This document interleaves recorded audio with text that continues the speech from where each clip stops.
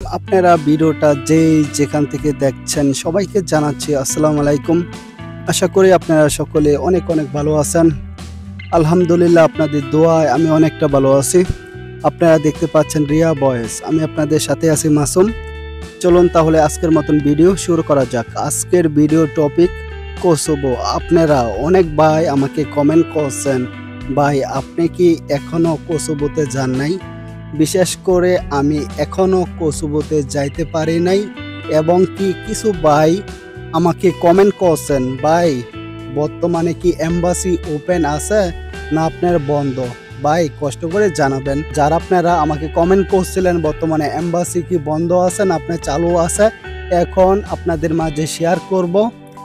আশা করি আপনারা ভিডিওটা প্রথম থেকে শেষ পর্যন্ত দেখে যাবেন, তাহলে আপনারা অনেক অজানা তথ্যের সাথে পরিচয় হইতে পারবেন। চলুন তাহলে কন্টিনিউ করি। প্রথমে আপনাদের মাঝে আমি শেয়ার করতে যাচ্ছি, আপনারা অনেক ভাই আমাকে কমেন্ট করছেন, ভাই আদৌ কি আপনি কোসোভোতে যাইতে পারেন নাই, কি সমস্যা হয়েছে বিস্তারিত আপনাদের মাঝে এখন আলোচনা করছি। বিশেষ করে বিদেশ যে ভাই যাইতে পারে, দেখবেন 10 থেকে 15 দিন 1 মাসের মধ্যে কিন্তু যাইতে পারে। আর আছে না আপনারা এটাও দেখবেন যে আপনি যাইতে পারে না, যার আপনার সমস্যা শুরু হয় তার আছে না ভাই সমস্যা শুধু বাড়ে, কোনো অবস্থাতে এই সমস্যা আর কিন্তু শেষ হয় না। সেরকম করে আমারও কিন্তু এখনো কোসোভোতে যাইতে পারি নাই। আপনারা তো জানেন আমার কিন্তু ভিসার মেয়াদ কবে কিন্তু শেষ হয়ে যায়, আদৌ আমি কিন্তু কোসোভোতে প্রবেশ করতে পারি নাই। কিন্তু ভাই এটাও সত্য, আমি যাচ্ছি খুব শীঘ্রই, কিন্তু কোসোভোতে না অন্য আরেক কান্ট্রিতে যাচ্ছি। কারণ ভাই কোসোভোর জন্য ঘুরতে জুতা কয়েক জোড়া ভাই ক্ষয় করে ফেলছি, পরে ভাই কোসোভোতে আমি কিন্তু প্রবেশ করতে পারি নাই। আপনারা সবাই আমার জন্য দোয়া করবেন আমি যেন যাইতে পারি। আমি এখন যে কান্ট্রিতে যাচ্ছি আমার কিন্তু ভিসা এবং কি টিকিট টোটালি কমপ্লিট। ইনশাল্লাহ আশা করা যাচ্ছে 1 মাসের মধ্যে আমি প্রবাসে যাইতে পারবো। আপনারা সবাই আমার জন্য দোয়া করবেন আমি যেন সুন্দর করে প্রবাসে যাইতে পারি, ওইখানে গিয়ে যেন সুন্দর একটা কাজ পাই এবং কি ভালো একটা যেন টাকা পয়সা ইনকাম করতে পারি। মানুষের কাছ থেকে যেসব টাকা পয়সা ধার করে নিয়ে যাচ্ছি ওইগুলা যেন পরিশোধ করতে পারি। এখন আপনাদের মাঝে আমি ক্লিয়ার করার চেষ্টা করব। কিছু ভাই আমাকে যে কমেন্ট করছেন বর্তমানে কি কোসোভোর এম্বাসি চালু না আপনার বন্ধ, এখন আপনাদের মাঝে শেয়ার করছি। সত্যি কথা বলতে আমিও ভাই দেখছি অনেক সোশ্যাল মিডিয়াতে অনেকে কিন্তু পোস্ট করছে 21 তারিখের পর থেকে নাকি কোসোভোর এম্বাসি চালু হবে। বিশেষ করে এখনো কিন্তু আপনার কোসোভোর এম্বাসি চালু হয় নাই, এখনো বন্ধ। কিন্তু এটা সত্য, আপনারা অনেক ভাইয়েরা যারা আগে এম্বাসি পেজ করছিলেন আপনাদের ভিসার ডেলিভারি দেওয়ার কথা ছিল, ভিসাটা সংগ্রহ করতে পারেন নাই, তারা এখন কি করবেন? বিশেষ করে আপাতত কিছু বলা যাচ্ছে না, যতদিন পর্যন্ত এম্বাসিটা ওপেন না হয় আপাতত কিছু কিন্তু করণীয় নাই। এটা কিন্তু আপনারা শিওর হতে পারেন, আপনি যে এজেন্সির মাধ্যমে আপনি যাচ্ছেন তাদেরকে বলেন, ভাই অনেক দিনই তো হইলো এম্বাসি পেজ করছি, আপনারা কিছু একটা পদক্ষেপ নেন, হয়তো আমাকে পাঠান, আনাইতে আমাদের টাকা পয়সা রিটার্ন ব্যাক দেন। আপনারা যেটা মনে হয় ভালো ওইটাই আপনারা করেন। কিন্তু ভাই আপনারা যারা চিন্তা ভাবনা করছেন নতুন করে কোসোভোর জন্য কাগজপত্র রেডি করছেন, কোসোভোতে অ্যাপ্লাই করবেন এবং কি আপনারা কোসোভোতে যাবেন, তাদেরকে বলবো বর্তমানে চিন্তাই করেন, বর্তমানে কোনো জায়গায় কিন্তু অ্যাপ্লাই করেন না, কারণ অ্যাপ্লাই করলেও যাইতে পারবেন না। কারণ আপনারা তো সবাই জানেন বর্তমানে কিন্তু কোসোভোর এম্বাসি বন্ধ। আপনি যে কোনো ভাই আপনি কিন্তু কোসোভোর যে ওয়ার্ক পারমিট ওইটা ম্যানেজ করতে পারবেন, পরে কিন্তু আপনি যাইতে পারবেন না।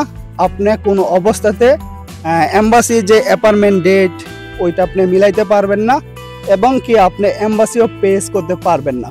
আপনি যদি ধরেন এম্বাসি পেজ না করতে পারেন, আপনার যে অ্যাপয়েন্টমেন্ট ডেট ওইটা যদি আপনি না পান তাহলে তো আপনার ভিসাটা হবে না। কোন অবস্থাতে আপনি কিন্তু যাইতেও পারবেন না। আপনারা কোসোভোতে অ্যাপ্লাই করার আগে বুঝে শুনে পরে আপনারা অ্যাপ্লাই করার চেষ্টা করেন। বর্তমানে কিন্তু সার্বিয়ার ভিসা ভালো হচ্ছে। গত সপ্তাহে কিন্তু আমার ওই চীনা পরিচয় 4-5 জন লোক কিন্তু চলে যায় সার্বিয়াতে।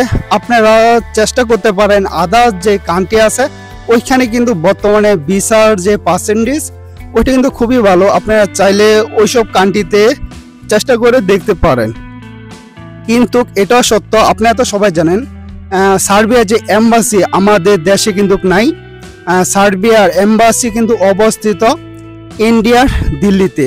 আপনারা এটাও কিন্তু অনেকে জেনে থাকবেন। সার্বিয়ার জন্য কিন্তু এম্বাসি পেজ করা লাগে না।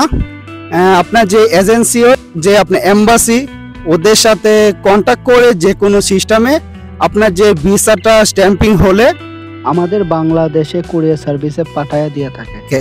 এর কি সিস্টেম আপনারা চেষ্টা করতে পারেন। বর্তমানে কিন্তু সার্বিয়ার সাথে কি বলে আলবেনিয়া ওইখানে কিন্তু বর্তমানে ভিসার পার্সেন্টেজ খুবই ভালো। আপনারা চেষ্টা করে দেখতে পারেন।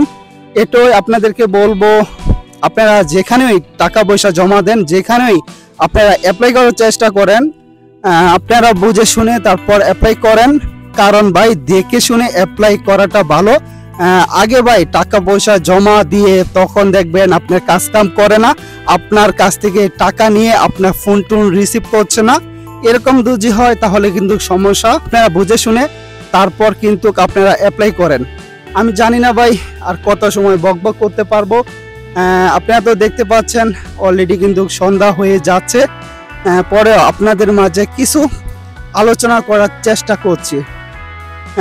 বর্তমানে যেরকম একটা পরিস্থিতি তৈরি হতে যাচ্ছে, আপনারা তো সবাই জানেন যে কোনো কান্ট্রিতে গেলে, ইউরোপে গেলে তো ভাই কথা বলাই লাগে না, 10 থেকে 15 লাখ টাকা খরচ হয়। একটা কথা সোশ্যাল মিডিয়াতে দেখতে পাচ্ছি এবং কি আপনারা শুনতেও পাচ্ছি, ইউরোপের যে ভিসার যেরকম করে মানুষের কাছ থেকে 10 লাখ 15 লাখ টাকা নেয়, ওইটা নাকি কমিয়ে 4 থেকে 5 লাখ টাকার মধ্যে আনবে এরকম শোনা যাচ্ছে। আমি কিন্তু শিওর না।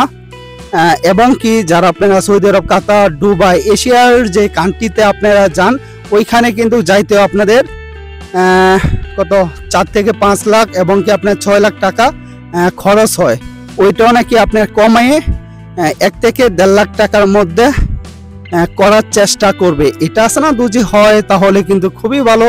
আমিও ভাই চাই এরকম যেন করা হয়, এরকম যদি করতে পারে তাহলে কিন্তু অনেকটাই ভালো। আপনারা তো সবাই জানেন যাদের টাকা পয়সা নাই তারাই কিন্তু বিদেশে যাওয়ার জন্য চেষ্টা করে, আর আছে না যাদের টাকা পয়সা আছে ওরা কিন্তু কোনো অবস্থাতে বিদেশে যায় না। এটা কিন্তু আপনারা সবাই জানেন।